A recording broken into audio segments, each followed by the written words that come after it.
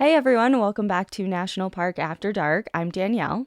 I'm Cassie, and we are continuing our Wolf Week. Yes, it's so exciting. It wasn't planned, but it's just the way the cookie crumbled, and I couldn't be happier personally. Yeah. I could talk to all of these people all day. So we have a special week full of wolves and a special week full of talking to people about them. So it's a nice little change up. And today's conversation is incredibly insightful and inspiring. Yes, we're diving into a lot of wolf questions and the wolf project that just happened in Colorado. It's been all over the news that they reintroduced 10 wolves so far into Colorado. And today we have the pleasure of speaking to two incredible leaders in their fields and two leaders in the decade-long effort to reintroduce wolves into portions of their historic range here in Colorado. We're speaking to Dr. Lambert, who is a professor of wildlife ecology and conservation biology at the University of Colorado Boulder, where she also directs the American Canid Project. Joanna has spent the past 35 years of her career studying endangered mammals, species in remote regions around the world. Most recently, she and her students are researching coyotes and wolves around the American West, including in Yellowstone National Park, where she spends as much time as possible. Joanna has published several books and hundreds of peer-reviewed articles on her research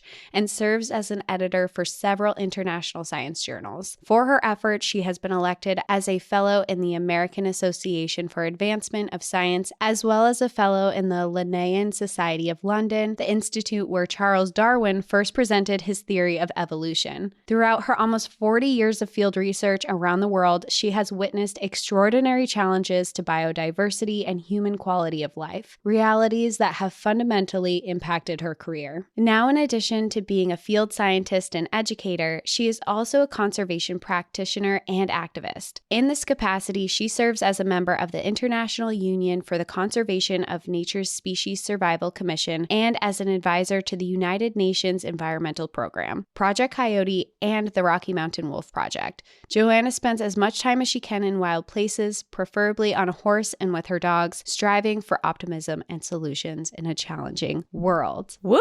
Woo! I feel resume. very bad about my resume now. I'm like, man, you are Damn, an impressive Joanna. woman, Joanna. Yeah.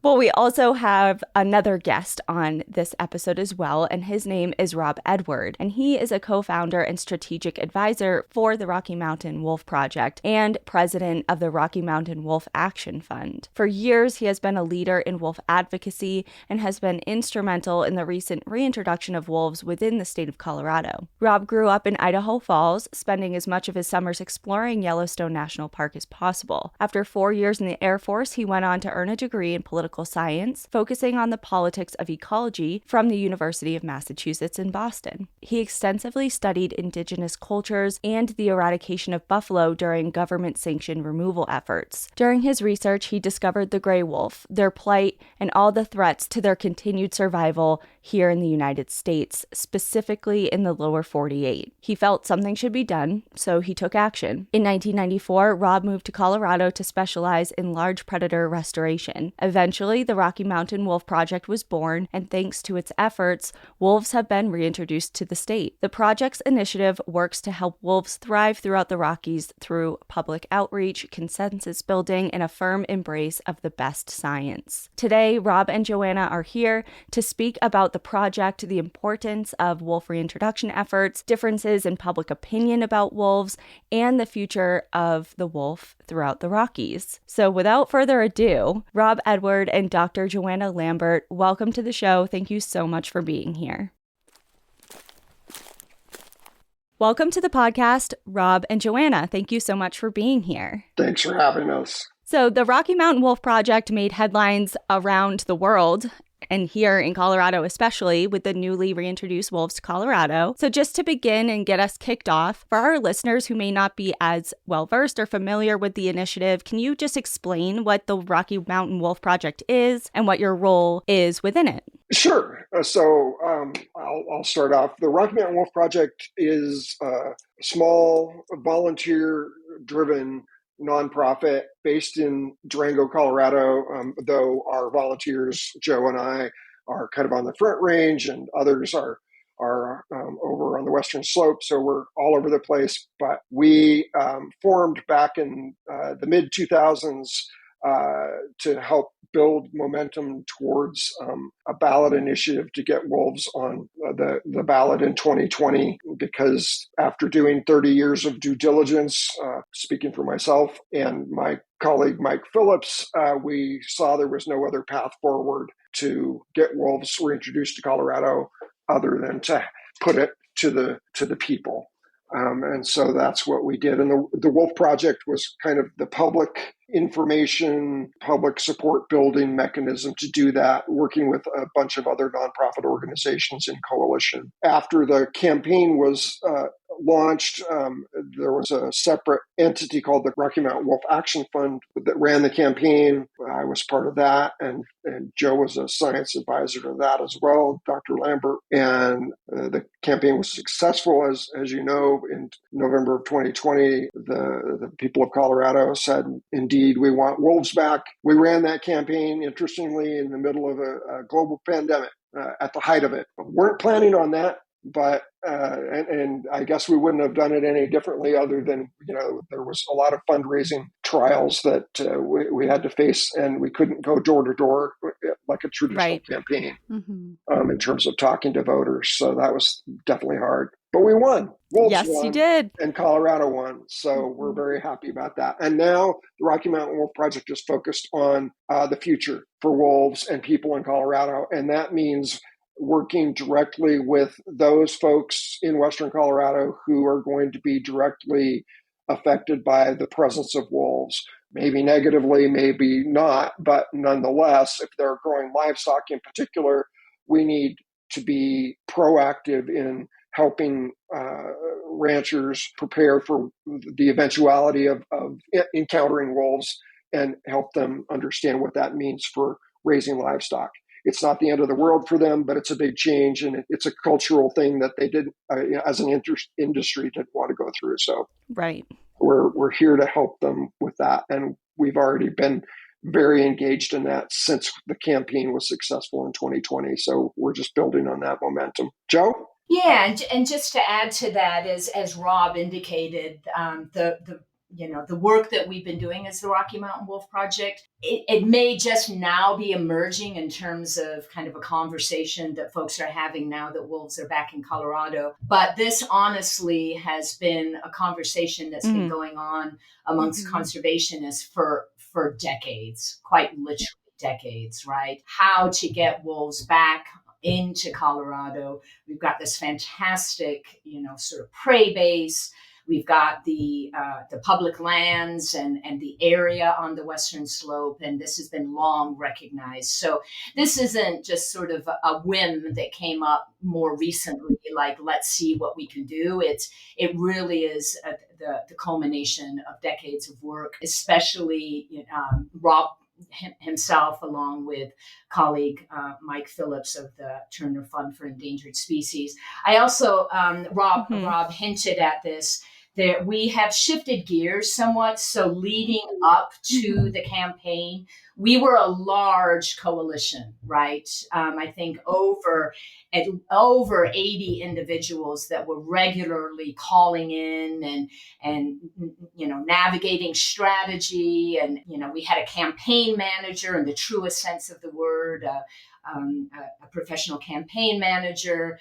We had folks that were working with, legal teams to put together the wording of the ballot itself. And so that really, was just, it was a massive effort, right? Because we also had dozens upon dozens of boots on the ground of folks that were getting signatures. And we had one mission, and that was to get gray wolves onto the ballot. As of November 2020, we were successful with our initiative. So we have reconfigured as a group, right? So we are still called the Rocky Mountain Wolf Project, but we are now sort of a lean, mean kind of fighting machine of 5 of us that are working together, so we can be called RMWP, or Rocky Mountain Wolf Project version 2, right? With, as Rob indicated, a primary mission of I hear my cat yowl in the background. And she's like, no, not wolves. It's about cats. So yeah, so our sort of newly configured mission Right. of reduction of conflict, right? Of those folks that are working in landscapes where wolves may be in the area. So we've kind of regrouped with a new mission. We're a small, tight team of folks with varying areas of expertise and skills. Yeah.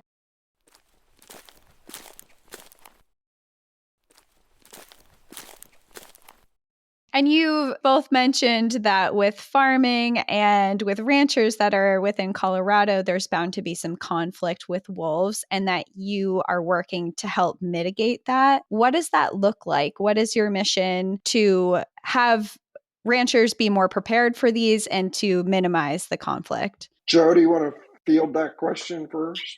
Sure, that comes in many forms, Cassie and Danielle. So, one piece of legislation of which we're quite proud as a group was gaining sponsorship for a bill that would result in the creation of a new license plate here in Colorado.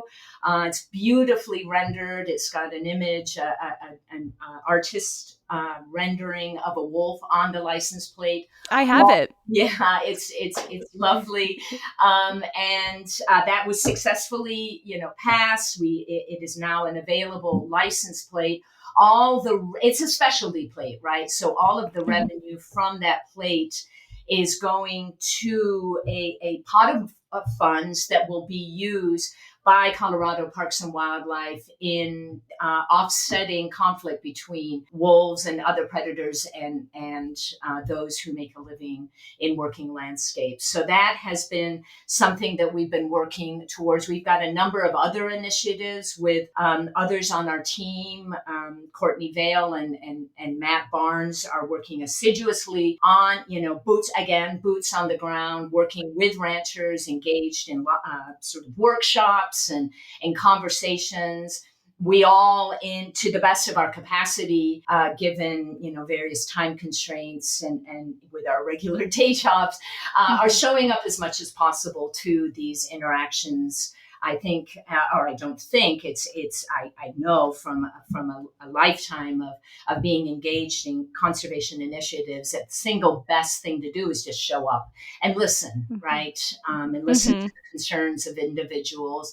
The reality is that the costs and benefits of this campaign and of the reintroduction of wolves in general are not evenly distributed, right? Right. So those individuals on the front range having, different sort of responses to the whole initiative than those many folks, not all, those folks that may be making a living growing livestock. So whenever and wherever possible, we are showing up to various forums where concerns can be raised. I'll let Rob chime in. We've got a number of other pieces that are going on, elements of that I'll let Rob extrapolate on. Yeah, as Dr. Lambert mentioned, the bottom line is showing up, and Courtney and Matt in particular have been out since the campaign was completed in 2020, working with ranchers in northwestern Colorado. In fact, the one rancher that has become kind of the focus of what happens when wolves depredate, they've had direct interactions with and been facilitating a lot of work to help get Fladry out and try to help the rancher understand what it means to really truly deal with depredation proactively, right? To try to help wolves learn that going after livestock is not the first and best option. Right. And so that's the future. And that's what the license plate will help fund in a huge way and in a way that is very different from any other state that has wolves now. Colorado is really doing this differently, and that money will go towards non-lethal conflict reduction tools, techniques, training. It can pay for range riders. It can pay for flattery. It can pay for flax lights. It can pay for new research on other technology like drones. Mm-hmm. So yeah, there's a lot that Colorado is doing better and very differently. Yeah, we have ongoing conversations with Colorado Parks and Wildlife.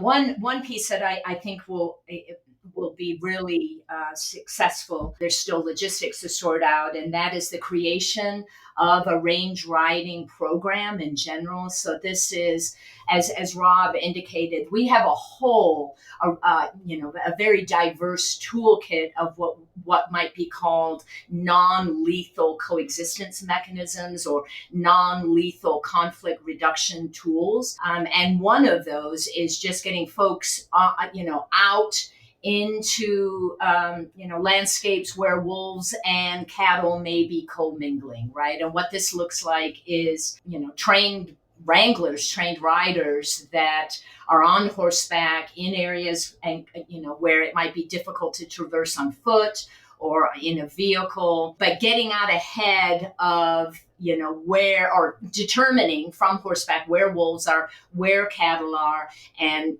sort of getting out ahead of those two species bumping into each other in backcountry, right? Mm-hmm. So that we know is a successful means by which we can offset conflict before it even begins. I mean, it's coming clearly from a tradition in Eurasia and especially in Europe of just having people on the landscape in general, right? It used to be shepherds, and now that were continuously with their livestock, and now this is being replaced in some ways in the American West by having what we call range riders out there. So we're really excited about that as an initiative.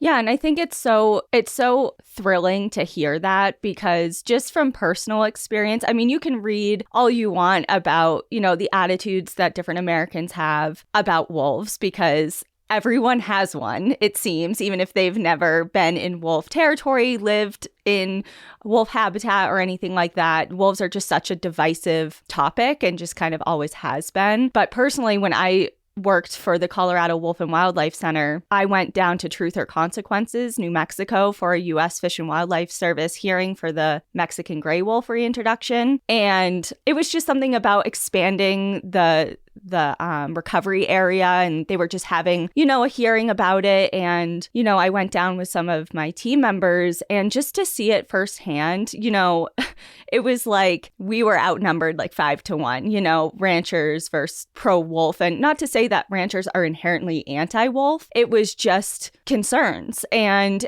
being there makes all the difference, I think, because if we weren't there, and there were some people from Wild Earth Guardians and a few other organizations, but if they weren't there, it was just, there's nobody to speak to and to hear concerns, as far as, well, what are your worries and what can we do to help mitigate that and kind of find some sort of middle ground. And that's, we can wish wolves back all we want, but if there's no collaborative effort, it's never going to happen. So I think that the work you guys are doing in that aspect is just so key to the future, because like you said, Rob, yes, we got it. We're here, but now what? The success is determined with the people, unfortunately, but that's just how it is. We're not in the Wild West anymore where there's only a few people around and wildlife can abound. It's a different world, and we kind of just have to adjust to that. Yeah. And, I always think about this. It's a fundamental human attribute to want to be heard, right? To want to have voice. And I think that is one of the single most important aspects of all of this is empowering individuals to be heard, right? And to be heard means there need to be people listening. Right. And right. So I have a number of graduate students that are engaged in aspects of this work in various ways. And sure, they're coming in with their own perspectives. They've been, trained. They're in their graduate program. And my advice to them is that you will not be the expert in this room. Right. You will not be the individual that's going to be telling others what to do or what not to do. You're there to listen. Now, there Right. are experts, right?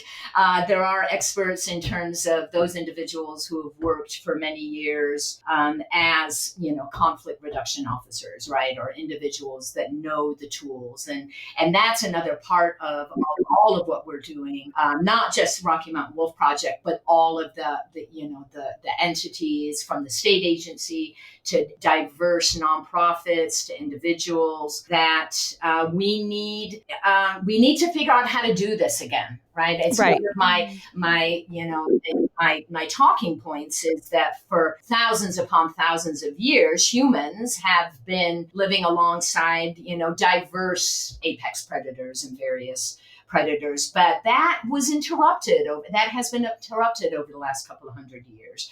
And along with that interruption, we've lost the knowledge by which to accomplish that, what ecologists call sympatry, or what we might call the sharing of landscapes among different species. So there are definitely circumstances where there are trainings going on and reinstalling that knowledge of, okay, what to do about it, what are the concrete tools that we have in hand, and there are, as I referenced, there are diverse tools that we can draw upon.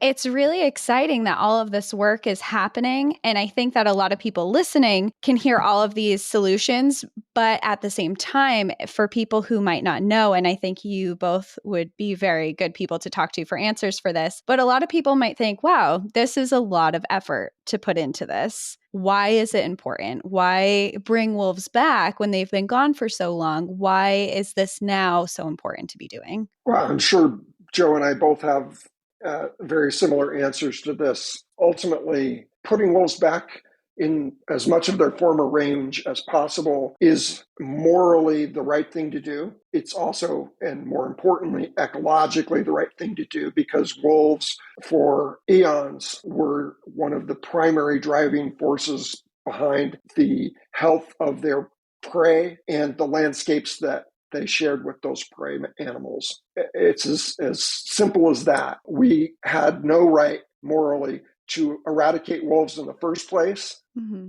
The idea that wolves are being forced onto people, if you will, or certain communities is understandable on one human level, but a bunch of BS on the other. The fact is they shouldn't have been eliminated in the first place. If they hadn't been, and they were still just simply here as part of the carnivore suite, this wouldn't be a big fight. But because they were eliminated by the government on behalf of a small industry, and also as part of the whole collective catastrophe that was white expansion over North America, here we are. And so a few of us have decided we're going to stick our nose to the grindstone and try to make things right again. And no apologies about that. That said, we do know what the future is, and it is trying to help people reintegrate, as Dr. Lambert was saying, that kind of mentality. And well said, Rob. And I would just add to that, regardless of how one views species as, either the product of literally millions of years of natural selection and evolution, or, God's creations, right? Mm-hmm. Regardless of how you think about species, there are absolutely ethical elements to all of what we have wrought as a species, as a species on this planet.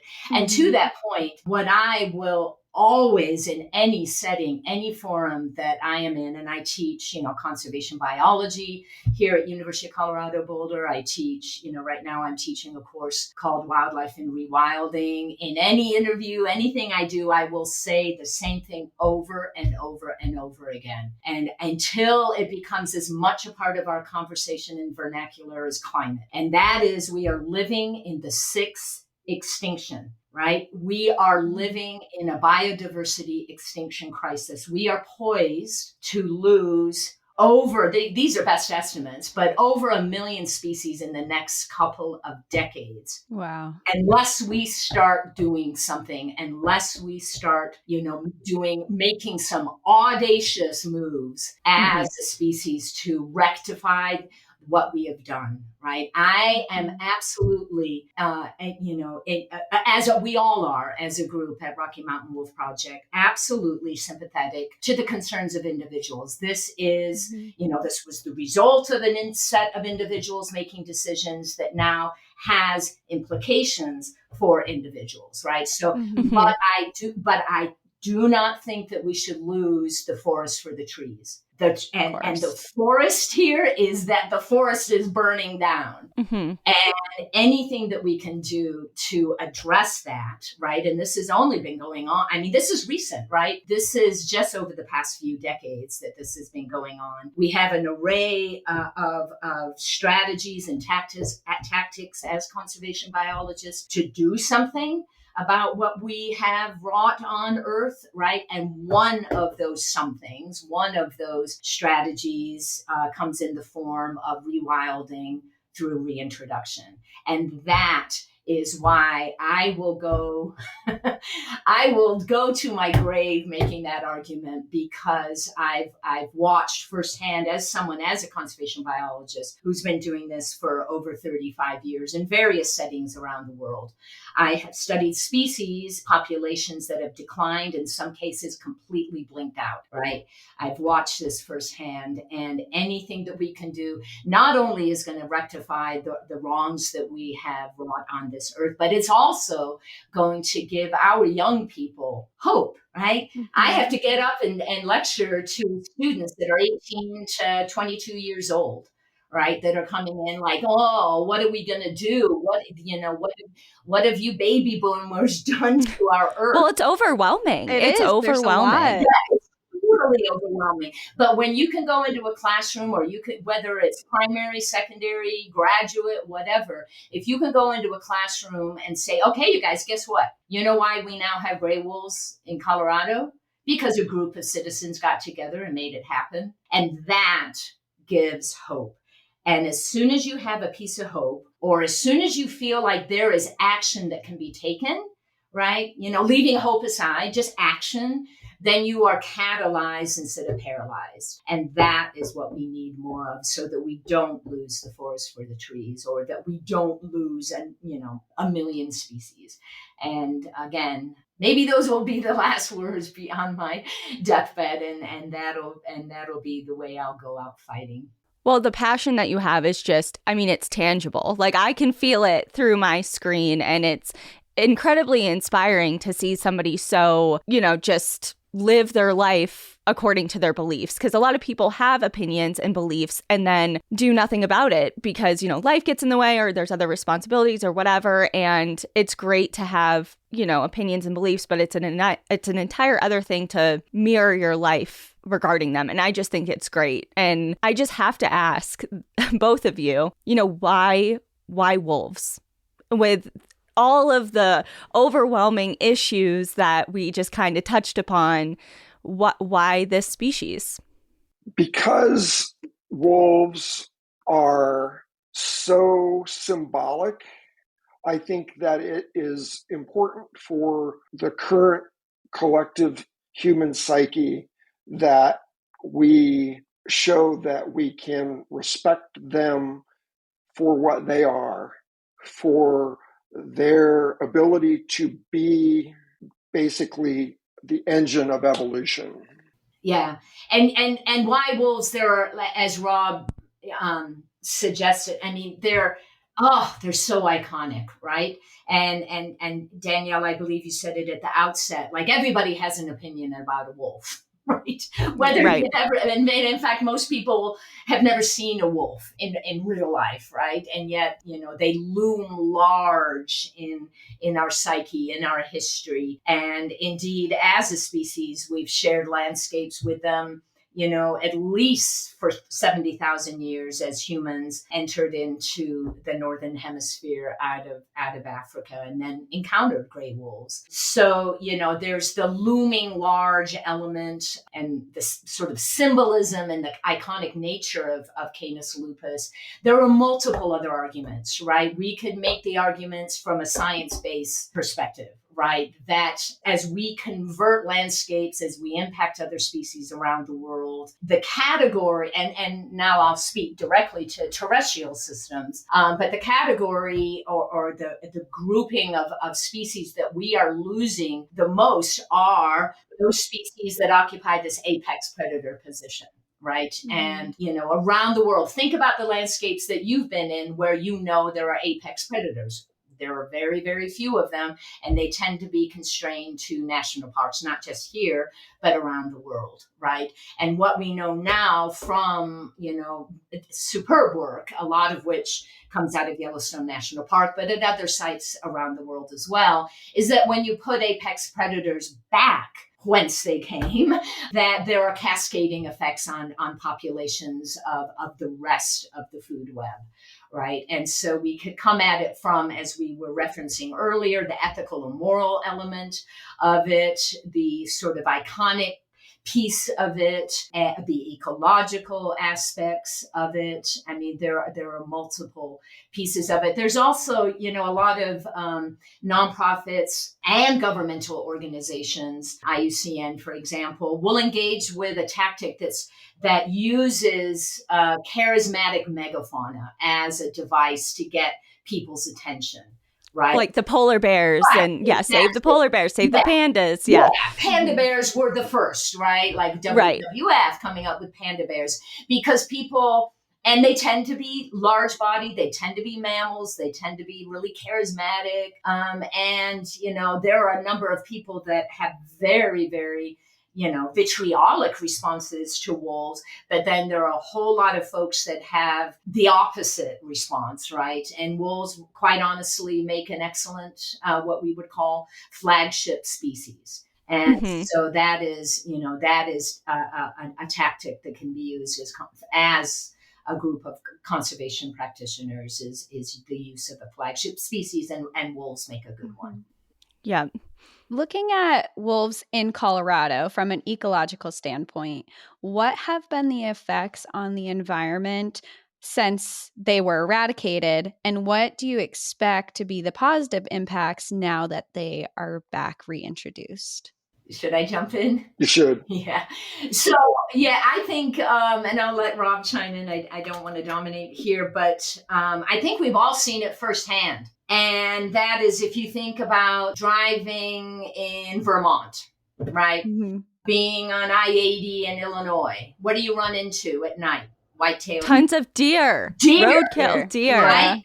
What if you're eating an ice cream cone in Estes Park? Right, that's right up the road from me here in the Front Range. It's right adjacent to Rocky Mountain National Park. You'll run into tons of elk, hundreds of elk as they walk down Main Street. Right, so I know that the most conspicuous indicator of what happens when you don't have an intact food web, when you remove apex predators, is that the animals, the prey species that those prey, predators are consuming become vastly overabundant, right? And what happens then is that those foods that those prey species are consuming, namely, all the browse and the grays, right? The plant communities get mowed down, right?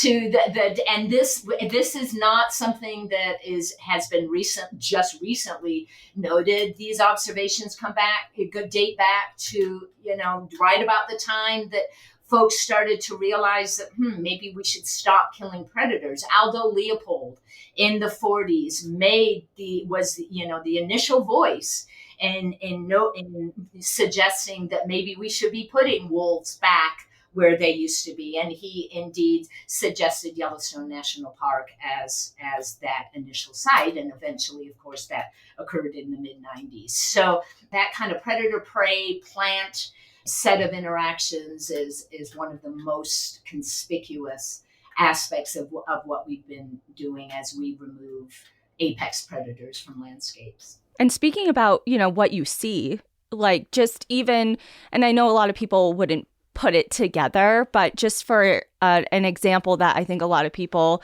that have visited Rocky Mountain in particular can relate to is all the wiring around the saplings and the small trees just to protect them from grazing of the elk, because the elk are just, not only are there tons of them, they're very cool with just hanging out because they have no one to fear, nowhere to go, nowhere to be, and just kind of sit around and just mosey along, and they're not continuously moving like they would be if there was a large apex predator in the landscape. And obviously that has detrimental effects on, like you said, the browse and everything. But yeah, just going up and seeing, like, especially around the Stanley Hotel and like just different areas in Estes, there's this wiring around all of the trees. And a lot of people wonder what that's about.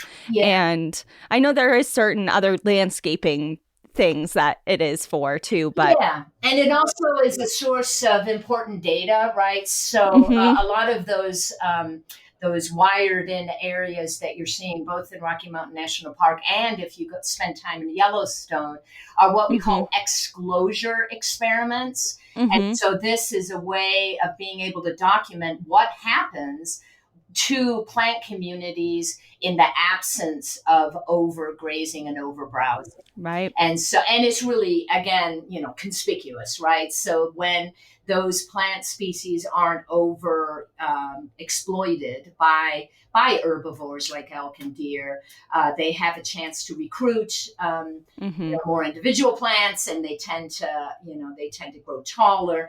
And so it's also an important source of data to demonstrate just how closely interactive all of these species are. Right.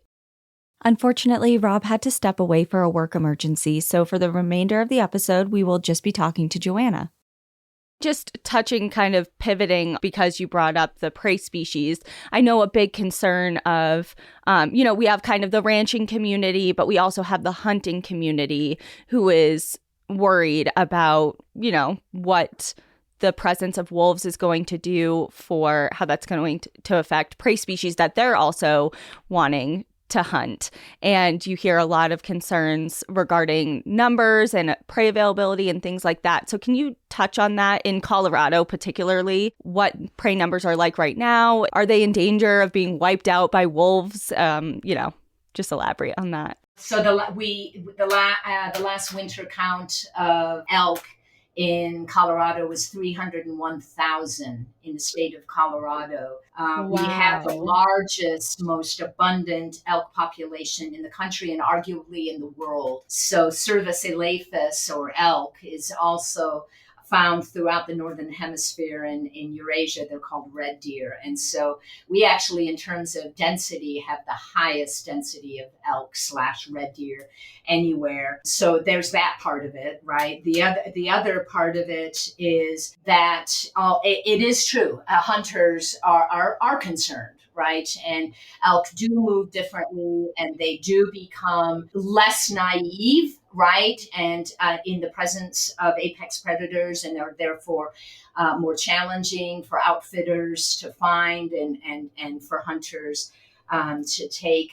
But we're the Colorado Parks and Wildlife will be putting in 10 to 15 wolves a year for the next 3 to 5 years. And so the effects are going to be largely more diffuse than folks think. Yeah, so chances are there will be, I don't want to discount the effect of what it means to have an apex predator back in a landscape where there are prey species. There will be impacts. There will be behavioral impacts. And in some areas, there may be fewer of those elk, but we do have this extraordinary prey base. The other part that I would jump in and say is that, as with every other citizen of not only Earth, but more specifically Colorado and the American West, what we should really be more concerned about when it comes to the distribution of animals like elk is habitat loss and climate change. and disease, right? So we know,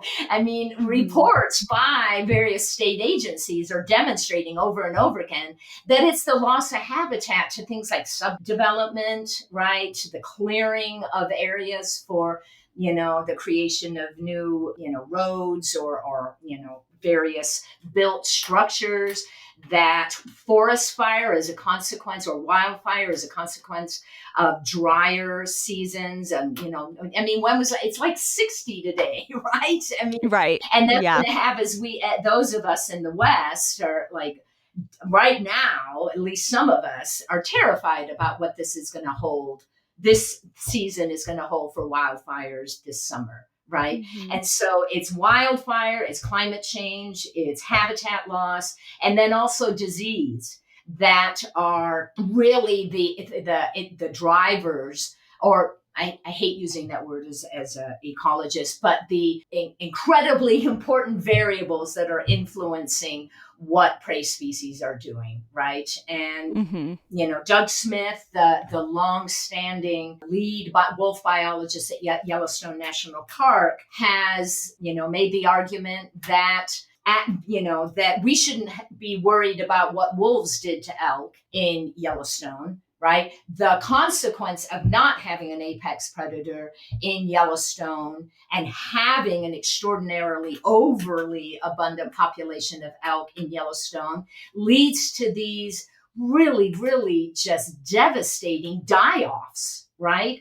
That are a consequence of starvation and disease, right? Because numbers of elk become unsustainable, right? They overbrowse, right? And then in periods where, there may be drought or wildfire, or, the plants aren't as abundant as those elk need, we see these periods of starvation, which are arguably, we have the data to demonstrate this, having a greater impact on those total numbers. So I think it's really important to think about the fact that, predator-prey interaction, sure, that's a part of the formula of what happens in terms of total numbers of animals. But these other effects, what we call extrinsic effects of food availability, disease, habitat availability, climate, are huge. And those are the things that we need to be thinking about in a very big way, not just in the western slope of Colorado,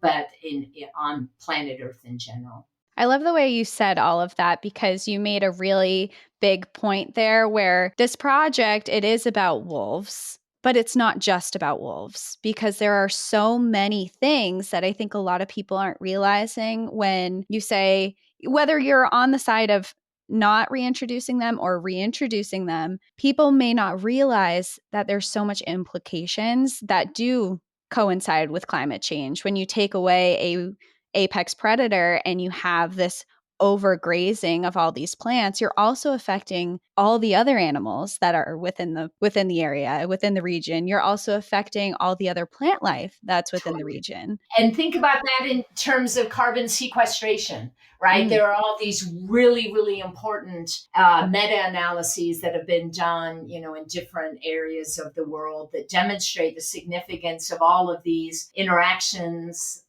for carbon sequestration, right? We need these intact food webs and intact animal assemblages to start balancing what's happening to the carbon load of both terrestrial and then atmospheric, right? And so that is a big part. But that sounds lofty, right? You can't go in terms of making these arguments if you've got like a 3-sentence blurb in a piece in the LA Times. You can't necessarily start off with carbon sequestration, because people are right. They're like people just read over it. Yeah, they're like, and what's that? I don't know. Now, wolves in my backyard, that is something I know about. Right. So, you really have to kind of balance those arguments. The other part of it, and there are numerous economic arguments that we could make, So, for example, all of those mule deer and white-tailed deer and elk that are being horrifically collided into by vehicles, on highways around the country, that is extraordinarily expensive, not only clearly in terms of funds, but also in terms of life, right? Human life, right? Yeah. And we know there was a really nice piece that peer-reviewed scientific paper that came gosh, I don't remember the date, that was last year sometime, that demonstrated exactly that, right? That the costs of vehicular collision into like deer go way down in areas where there are apex predators, right? So that is another piece of it. There's a really important initiative that is going on in Paradise Valley, north of Yellowstone National Park, where all of the whole array, at last count, it was about at least 180 small business owners who make their living off of the wildlife, right? In a non-consumptive way, in many ways, right? That they need those wildlife on the landscape. And if those wildlife aren't around, if they're getting overexploited, if they're getting overhunted, then it impacts them as business owners, as outfitters, as well. And so that initiative for your listeners is the Wild Livelihoods Initiative in Paradise Valley, and they were, as a body, were successful in lobbying for the reduction of, or the removal of, a no quota hunting season on wolves, because of that exact argument that so many tour guides and outfitters rely on things like having intact landscapes with predators on them. That was a very successful economic argument as well. Well, there's also the argument, tourism dollars. We saw it, especially in Yellowstone. Yeah. I mean, the amount of money that is being spent at the park and in the surrounding communities because people travel there to see the wolves and other large predators, of course. Do you think that has that potential will unfold here? Do you think at any point in our national parks? Yeah, that's a really good question. Western Colorado is not Yellowstone, right? Right. So Yellowstone, as I'm sure most of your listeners know, is a truly remarkable place, right? Best place literally in the world to see wild wolves in person, right? But, that's a national park with these great roads that bisect the national park, throughout the park. Yep. Where you can set up scopes, right? And watch those wolves. And for the most part, we really don't have those kinds of viewing circumstances here.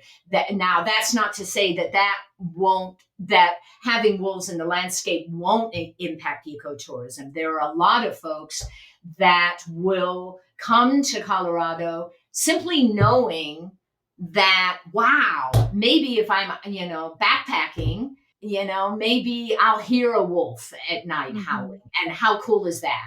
Right? Or just knowing that there's a little bit of the wild left in Colorado. And yeah, oh my God, that is just so profound, because I particularly, I've lived in Washington State, and when I was in the North Cascades, just hiking around, like I never saw anything.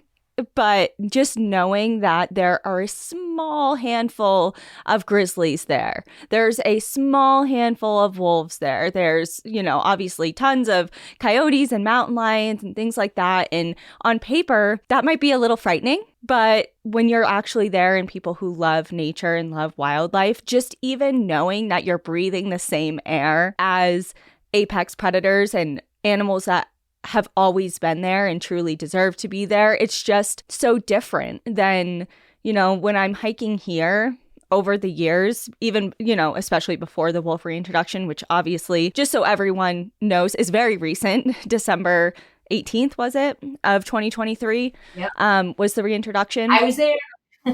Yeah. Oh my God, what a day. Yeah, it's like I just have this thought of, looking out into Western Colorado and all this beautiful landscape and all this expanse, and just thinking how sad that there is just, obviously we don't have grizzlies anymore. we don't have wolves. We don't have, it's just like it feels empty and kind of like a waste a little bit. Like, yeah, there's wildlife, but it's such an imbalance and it's not the way that it has always been or is supposed to be and has the potential to be. And it's just now that we're moving forward with, yes, this is just one reintroduction effort in one state. Right. But do you think that we'll be seeing more of this type of thing in the West or throughout the U.S.? Yeah. Sure hope so. And, Colorado is poised to be, regardless of the varying perspectives that folks might have on this, and there are diverse perspectives, and I'm just one of those, right? But, we are poised to be like the hub of rewilding and reintroduction, right? So Colorado Parks and Wildlife has already put back otters into, even on the river that I live on, the North St. Vrain that comes out of Rocky Mountain National Park, putting back lynx, right? Canada lynx into the Rocky Mountains in the 90s. We've put back gray wolves. Was there a moose reintroduction here? Moose were Sitka, moose population was put back in. It's looking very, very favorable that we'll be putting back wolverine in the next few years. Wow.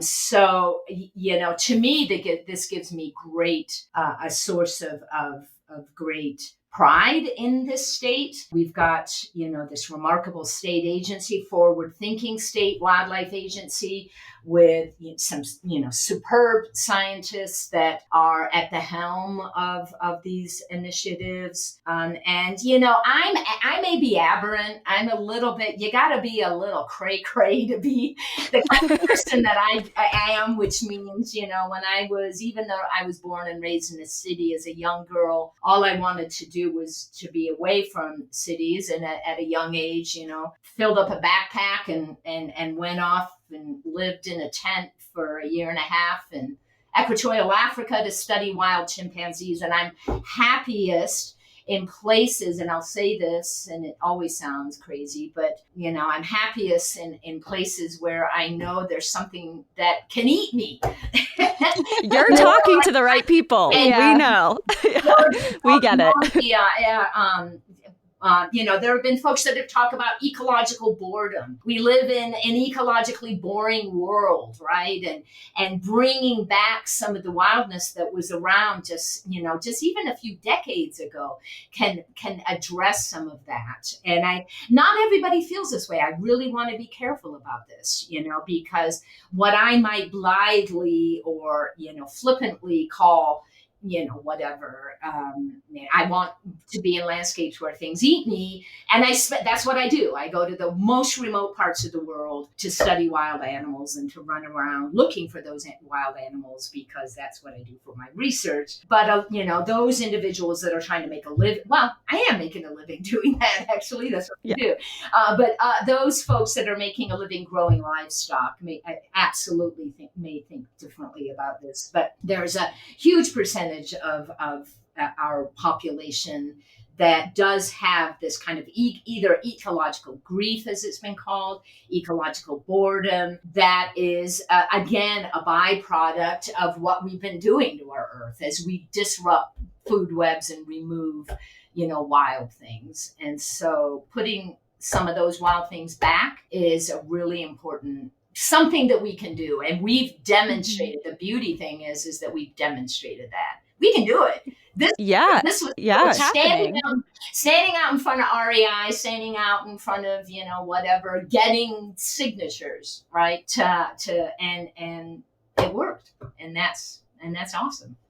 And I think going forward, it's more of a collective, instead of learning to live alongside wolves, it's kind of a collective remembering, because bringing it back to what you said in the beginning, for 70,000 years or whatever the number was, we've done that. And yes, we lived differently. Our lives were differently. The world was different. And it's not going to be the same, but it can be done. It has been done. And it's just figuring out how to do that. And I think that the Rocky Mountain Wolf Project has obviously made a huge step forward in that, and obviously is continuing to do that through the efforts, even though you guys are now, 5 members? And I know you said you're all volunteer based, but just to kind of wrap things up, people I know that are listening, especially that live here in the state, that are inspired or, want to do what they can to support the wolf reintroduction or to better educate themselves on the issues that are going on in the state, where would you best direct them to do those things? Yeah, so Colorado Parks and Wildlife, the first place I would go to is the CPW.gov site. They have essentially they are publishing these what they're calling wolf news, right? So they are continuously updating that. A couple of weeks ago, they put out a map of where the wolves are right now. This is based on the collars that those wolves are wearing, so they can stay up to date on that. There are also numerous ways that your listeners can support this effort. I think the most important thing, wolves are given half a chance, wolves do well. Gray wolves do very well. So that is not the issue. The issue is that every other conservation initiative that we're engaged in as professionals, how this is all going to go down is about the people involved, right? And so those conversations need to continue to unfold in various settings through education and also through conflict reduction and the recognition, again, that the costs and benefits are not equally distributed. How that can go down is honestly through financial support. Right. And go get your wolf plate. Yeah, go get your wolf plate. Go to look up Rocky Mountain Wolf Project. We've got a donate button, right on our website. All of those funds, you can rest assured that every single penny of those funds goes directly to offset conflict between predators and livestock producers on the Western Slope, so remaining educated, which is, doing a Google search, going to CPW sites, donating when and where possible is really important. Amazing. And you mentioned this a little bit in brief passing earlier, but you mentioned that over the next couple of years that the project is planning to reintroduce 10 to 15 wolves over the next few years. But what are the future goals of Rocky Mountain Wolf Project as a whole? Yeah. And so those 10 to 15 wolves per year, over 3 to 5 years, those were outlined in the so-called wolf plan. It's called the Wolf Conservation and Management Plan that was put out by Colorado Parks and Wildlife and then approved by the Commission of Parks and Wildlife. So all of those, and I would encourage listeners to look into that. That's readily downloadable off the CPW site. It's an amazing wolf plan. I think one of the best out there. I mean, it's not perfect, but hindsight always reveals that, and it'll be continued, in the future revised. So it's not perfect, but it's incredibly detailed and forward thinking. And so I mentioned that because those 10 to 15 wolves per year are going to be, that's the purview of Colorado Parks and Wildlife, right? Not Rocky Mountain Wolf Project. With regards to the Rocky Mountain Wolf Project, RMWP, we will continue to engage in conflict reduction and the maximization of coexistence of predators and of humans and in sharing landscapes. That and in every way that we can think of, from education, science communication. That as the science advisor to RMWP, that is what I'm engaged in the most. Again, all of this is not our day job, right? Where the 5 of us are doing this as sort of in our off time from our day jobs. But yeah, science communication. Yeah. So that's what we're involved in is trying to make this work, because this didn't end once wolves went in to the Western Slope in December, right? We're now just getting started. Yeah. So I have 2 final questions. One, just the clarification. Just, I know a lot of people are kind of like, well, where are these wolves coming from? Are they even native to the Colorado? Like, da da da. So I know that some of the individuals, if not all, came from Oregon this time around. Is that correct? Yes. Is that kind of the continual plan, or is it just going to adjust as the time goes on where the individuals are coming from? Yeah. So yeah, to add some context to that, it was biologically, it makes a lot of sense to get the wolves from the Northern Rockies, right? They're adapted to the consumption of elk, right? Right. And I mention that because there is another population of gray wolves, and that is in the upper Midwest, Michigan, Minnesota, Great Lakes area. Right, Great Lakes. But they're consuming different prey and sort of biologically, genetically, somewhat more divergent from the Northern Rockies. And our vision was to get a contiguous population of wolves from the Northern Rockies to the Southern Rockies. So biologically, it makes a lot of sense in terms of what they're consuming, having large paws for hunting in snow, hunting those elk. Now, so what that means is that those wolves could have theoretically come from Montana, Wyoming, Idaho, right? Right. Those states were unwilling to provide wolves for. My dog is sleeping and barking, dreaming. Sorry. But those states were unwilling to give wolves. So there are wolves in Eastern Oregon and Eastern Washington. And ultimately, it was Eastern Oregon that said, yes, we will yield some of our wolves. Now, they have a pretty small population. It was something in, the 180 something total wolves. So they agreed to 10 wolves this season.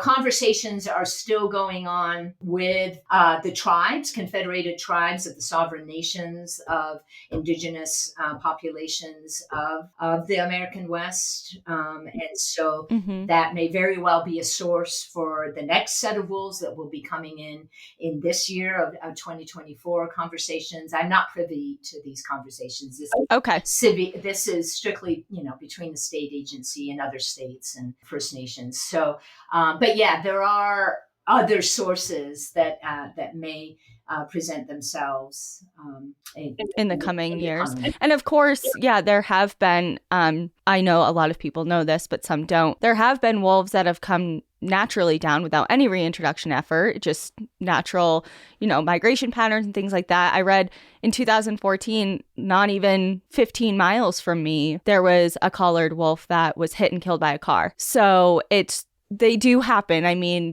people in the wolf world know this, but for others, that there are other individuals that may be present just on their own, not reintroduced. Incredibly rare, right? So just a handful. And that was part of it, because that did come up in our conversations. Like, are they going to get here anyway? Right. And just a handful. And the vast majority of them, not all, have been killed in one way or another, either from being hit by a car or poisoned or shot. Right. And so it was ultimately determined that biologically, the likelihood of enough individual wolves successfully navigating, getting through Wyoming, and then making it to Colorado was unlikely to ever. It's like the gauntlet. They have to run the gauntlet. Yeah, and 84% of Wyoming is a predator control area, so where wolves can be shot, can and are shot, and then ecologically, it's a very difficult area for them to get through this region known as the Red Desert. It's not ideal habitat in terms of prey availability. So that has been an important part of this conversation, is that and getting enough wolves here in a timely fashion to result in a biologically sort of viable population was unlikely through natural dispersion, hence the reintroduction. I have one last question, unless you have something, Cassie, because it's not anything deep. It's just... No, go for it. I just want to know, how did you feel on December 18th? Oh my God, you guys. So as I hinted or may have said explicitly, I've been doing this a long time, working with wild animals, working, towards trying to protect species and habitat and populations in different parts of the world. It's a long game, right? And in many cases, it doesn't work. And in many cases, I've gone back to areas where I've worked for a long time, and circumstances are actually worse for wildlife. And in many cases, worse for humans in terms of livelihood and well-being. And that's, yeah, and it's hard, right? Conservation is, when anybody asks me to describe what conservation biology is, I always say, well, conservation biology in reality is about having a lot of really, really difficult conversations that might be awkward and challenging, but showing up and doing them anyway, right? And sometimes it works and sometimes it doesn't. Being there on December 18th, and I'm of a certain age and I've been doing this a long time, and I can say unequivocally that was as soon as I heard this, and you could have heard a pin drop, it was silent, and then all of a sudden the sound of the first crate, the door opening, and the explosion of wolf as he pushed off with his back paws, off the back of the crate out, and then suddenly literally pause on the ground. That was the single most definitive, unequivocal moment of my career. It was right there. There was no like, oh, maybe this will work, maybe it won't. No, this was unequivocal, definitive evidence. There's a wolf. It is now in Colorado, and this is only happening because of Proposition 114. And I described it to a few reporters afterwards that I had, for my whole life, I've heard this expression of I was left breathless. That was the first time I'd ever experienced it. And I didn't even know that I'd never experienced it until that moment, because when that moment occurred, the oxygen in my lungs just literally exhaled. I visibly exhaled and was breathless. It was extraordinary. It was the sensory elements of it, the sound, the way it smelled. Those wolves have a natural smell, right? And you could smell those animals. That first wolf, ran by me, just within a few feet. It was extraordinary. I'll die happy because of that moment. It's so nice to hear. It's just so cool. It's so cool to hear, especially just hearing before this, throughout this entire conversation, the work that was put into it, and then reaching that final moment of, we did it. Yeah. We're here. Yeah. It's amazing. I was one of the people, along with Rob and a few others, that delivered those signatures.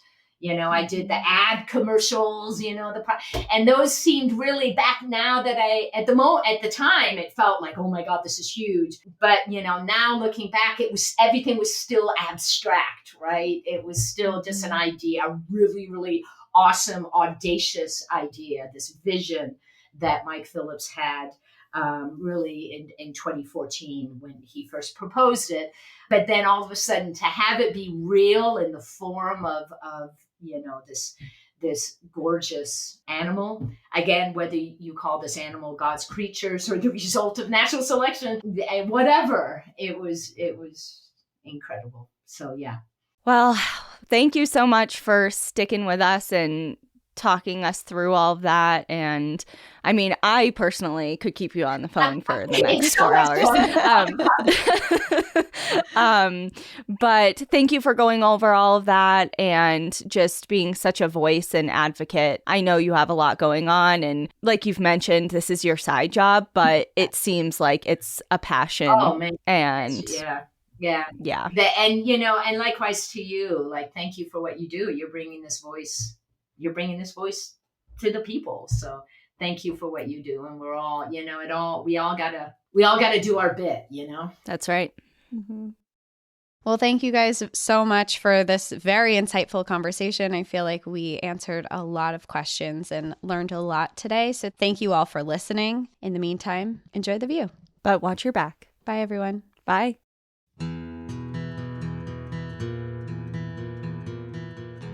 Thank you so much for joining us again this week. If you have a trail tale or story suggestion, send us an email at stories@npadpodcast.com. Follow us on Instagram and Facebook at National Park After Dark and on Twitter at NPAD Podcast. Join our Outsiders Only community on Patreon or Apple subscriptions to listen ad-free, unlock monthly bonus episodes, and exclusive content. And remember, when you support our sponsors, you are supporting our show. For our exclusive discount codes and source information from today's episode, check out the show notes. For more information on our show, our book recommendations, merch updates, and more, visit our website at npadpodcast.com. And please rate, review, and subscribe from wherever you listen to podcasts.